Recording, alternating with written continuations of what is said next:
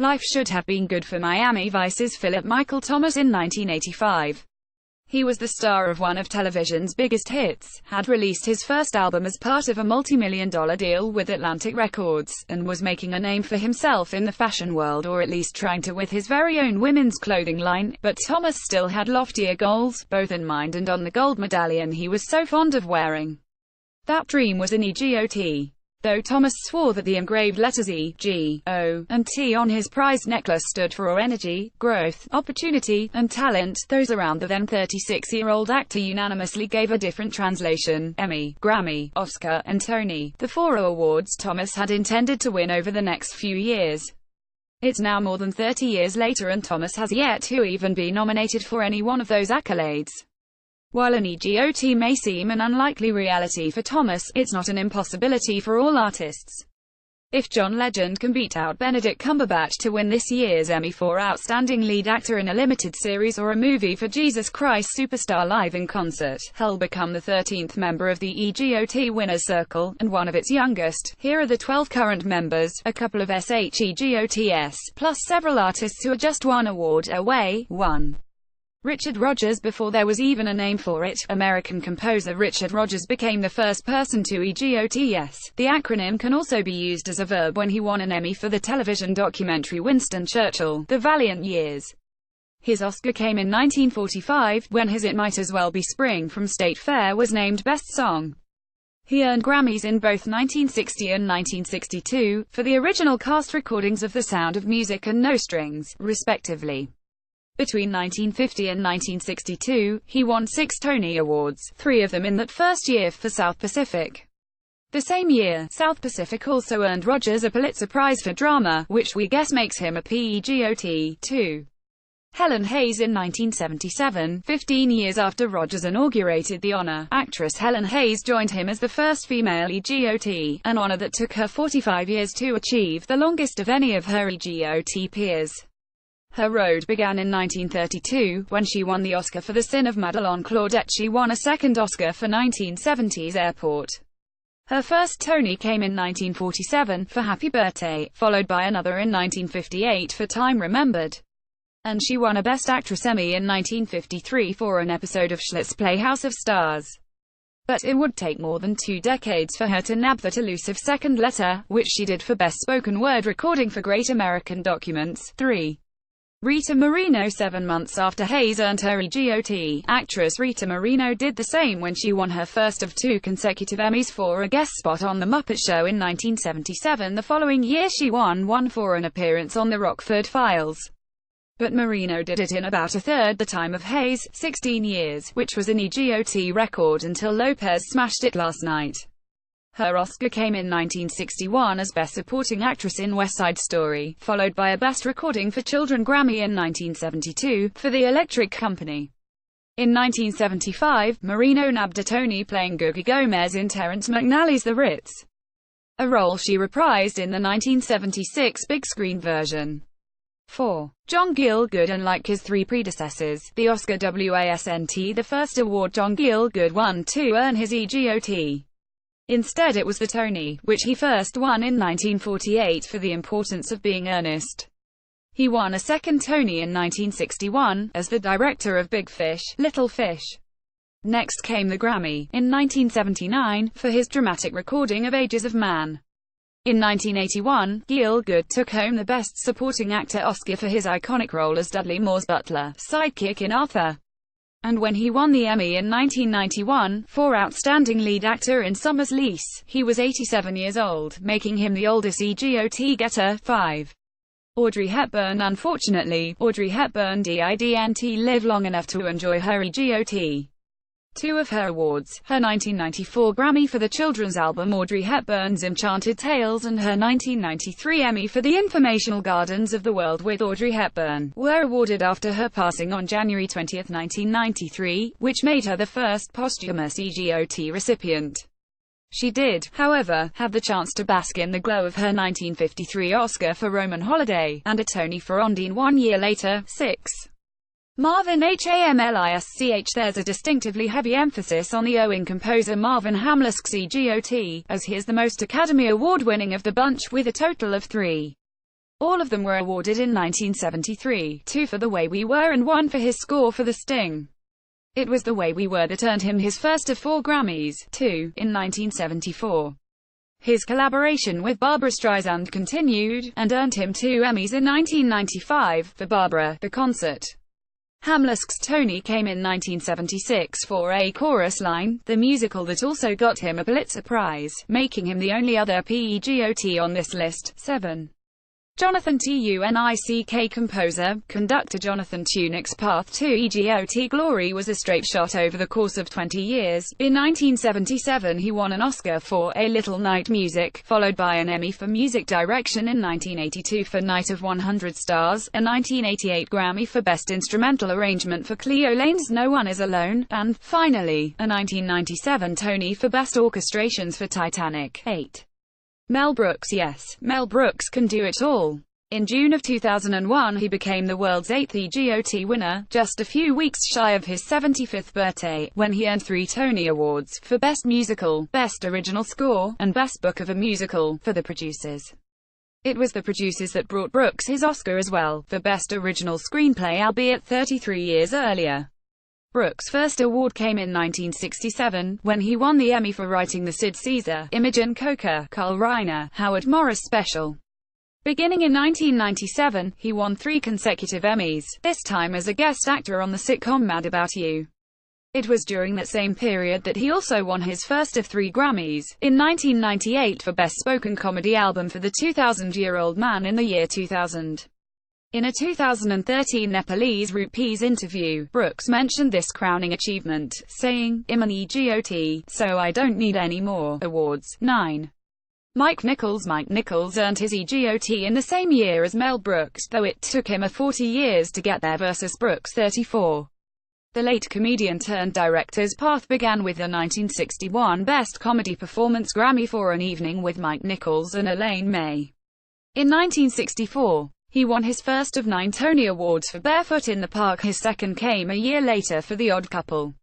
In 1967 he was named Best Director at the Oscars for The Graduate.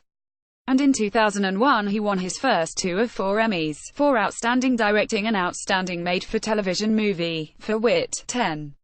Whoopi Goldberg. If Philip Michael Thomas invented the idea of the EGOT, Tracy Morgan, as Tracy Jordan, brought the phrase back into popular use on 30 Rock, when he set the same goal and even wore the necklace. And they even got real-life EGOT winner Whoopi Goldberg to play along and poke fun at the debate over whether she should truly be included as her Emmy as a daytime one. "It still counts," she told Tracy. "Girls gotta eat." Goldberg's first award was a 1985 Grammy for Best Comedy Recording of Whoopi Goldberg, Original Broadway Show Recording. Next came a 1990 Best Supporting Actress Oscar for Ghost. In 2002 she got her E&T, an Emmy for hosting Beyond Tara, The Extraordinary Life of Hattie McDaniel, and a Tony as co-producer of Thoroughly Modern Millie, which won Best Musical. 11.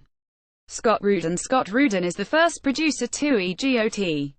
He earned his gold medallion in 2012 when The Book of Mormon, original Broadway cast recording, earned a Grammy for Best Musical Theatre Album, an award Rudin shares with fellow EGOT Robert Lopez. Rudin's first award, an Emmy, came in 1984, for the kids' show He Makes Me Feel Like Dancin'. He earned his first of 15 Tony Awards in 1994 for Passion, and his most recent in 2017 for Hello, Dolly. While Rudin is probably best known as a film producer, HES only got 1 Oscar to his credit, a 2007 Best Picture statue for the Coen brothers' No Country for Old Men. 12. Robert Lopez. In 2014, songwriter Robert Lopez became the newest EGOT when he and his wife, Kristen Anderson Lopez, took home the Oscar for Best Original Song for Frozen's Let It Go. The pair won a second statuette earlier this year for the song Remember Me from Coco. In addition to being the newest member of the EGOT Winners Circle, he is also the youngest member of the club. HES 43 years old now, but had just turned 39 when he was inducted. Lopez is also the fastest artist to achieve the honor, taking just 10 years to earn all 4 awards, beginning with a 2004 Tony Award for Best Score for Avenue Q, followed by 2 Daytime Emmys in 2008 and 2010 for Outstanding Achievement in Music Direction and Composition for Wonder Pets. In 2012, Lopez and Rudin shared the Grammy for the Book of Mormon, making them the first pair of EGOTs to have a shared award get them into the circle.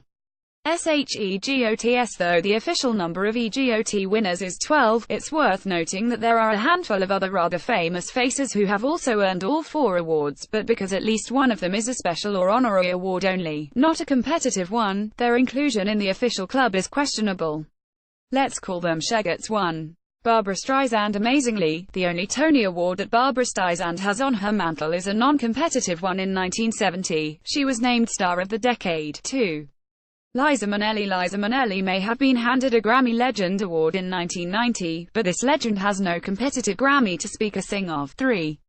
James Earl Jones. Though HES been a Hollywood icon for decades, James Earl Jones' only Oscar win was an honorary one in 2012. He did receive a Best Actor nomination in 1971 for The Great White Hope, but lost out to George C. Scott for Patton. It's worth noting that Scott had alerted the Academy ahead of time that he refused the nomination, so it was hardly surprising that he wasn't there to accept the actual award. 4. Alan Menken. Composer, songwriter Alan Menken won a Tony for Best Original Score for the Broadway version of Newsies in 2012, but his 1990 Emmy for his contribution to Wonderful Ways to Say No, an anti-drug cartoon special, was an honorary one, leaving him one official award short of an EGOT. 5.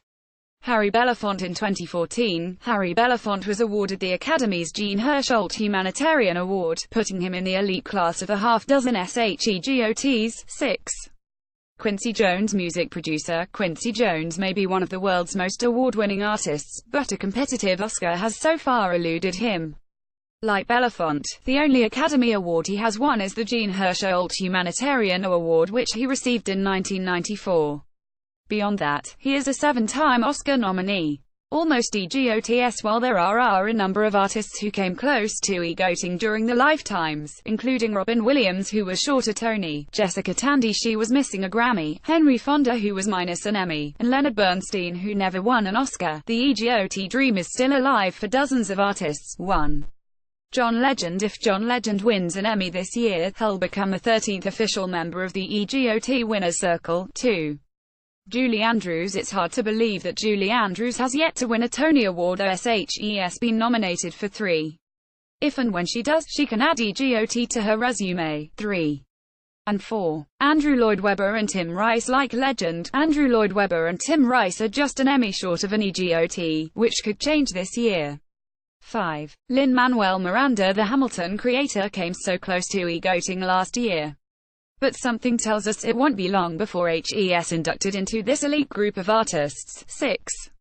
Martin Scorsese. He may be one of the world's most acclaimed filmmakers, but it took him more than a quarter-century to earn his first and so far only Oscar. Hope a Tony will be next. 7. Francis McDormand. Just below the EGOT, there's what is known as the Triple Crown of acting, a performer who has won an Oscar, Emmy, and a Tony but is missing a Grammy. Francis McDormand is among that group. 8. Viola Davis. Like McDormand, Viola Davis is part of the Triple Crown Club. 9. Randy Newman. It took 20 years and 16 nominations, but Randy Newman finally became an Oscar winner in 2002 when he won the award for Best Original Song for If I Didn't Have You from Monsters, Inc. He still needs a Tony though. 10. Al Pacino. He's one of the most celebrated actors alive, but Al Pacino is no Grammy winner. 11. John Williams. The iconic composer may hold the record for the most Oscar nominations for a living person, but John Williams has yet to receive a single Tony Award nomination. 12. Cher. The iconic singer is one Tony Award short of an EGOT. 13.